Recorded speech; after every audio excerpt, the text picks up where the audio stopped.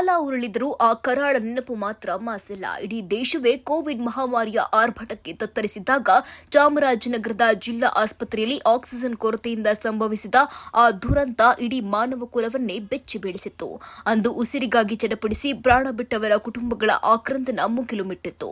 ಅನಾಥರಾದ ಮಕ್ಕಳು, ವಿಧವೆಯರಾದ ಮಹಿಳೆಯರು ಕಣ್ಣೀರಿನಲ್ಲೇ ಬದುಕು ದೂಡುತ್ತಿದ್ದ ಆ 25 ಕುಟುಂಬಗಳ ಪಾಲಿಗೆ ಇಂದು ಹೊಸ ಭರವಸೆಯ ಕಿರಣ ಮೂಡಿದೆ.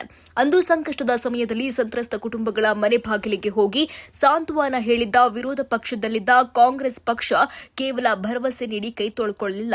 ಕೊಟ್ಟ ಮಾತಿನಂತೆ ಈಗ ಆಕ್ಸಿಜನ್ ದುರಂತದಲ್ಲಿ ಮೃತಪಟ್ಟವರ ಕುಟುಂಬದ ಸದಸ್ಯರಿಗೆ ಜಿಲ್ಲಾ ಆಸ್ಪತ್ರೆಯಲ್ಲೇ ಸರ್ಕಾರಿ ಉದ್ಯೋಗ ನೀಡುವ ಮೂಲಕ ಅವರ ಬದುಕಿಗೆ ಆಸರೆಯಾಗಿದೆ. ರಾಜಕೀಯದ ಹೊರತಾಗಿ ನೊಂದವರ ಕಣ್ಣೀರು ಒರೆಸುವ ಮಾನವೀಯ ಕೆಲಸವೊಂದು ಈಗ ಸಾಕಾರಗೊಂಡಿದೆ. ಹಿಂದಿನ ಸರ್ಕಾರದ ಅವಧಿಯಲ್ಲಿ ನಡೆದ ಈ ದುರಂತದ ವೇಳೆ ಮೃತರ ಸಂಖ್ಯೆ ಬಗ್ಗೆ ಗೊಂದಲವಿತ್ತು. ಆದರೆ ಅಂದು ವಿರೋಧ ಪಕ್ಷದಲ್ಲಿದ್ದ ಕಾಂಗ್ರೆಸ್ ನಾಯಕರು ಮೃತರ ಮನೆಗೆ ಭೇಟಿ ನೀಡಿ ಸತ್ಯಾಸತ್ಯತೆ ಪರಿಶೀಲಿಸಿದರು.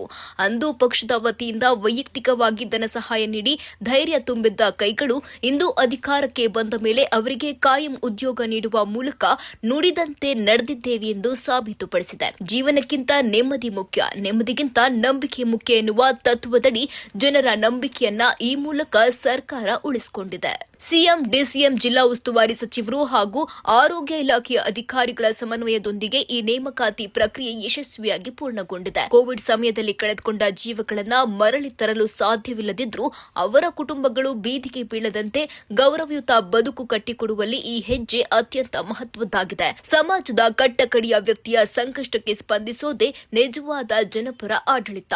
ಚಾಮರಾಜನಗರದ ಈ ಸಂತ್ರಸ್ತ ಕುಟುಂಬಗಳ ಪಾಲಿಗೆ ಇಂದು ನ್ಯಾಯ ಸಿಕ್ಕಿದೆ. ಬದುಕಿಗೆ ಭದ್ರತೆ ದೊರೆತಿದೆ.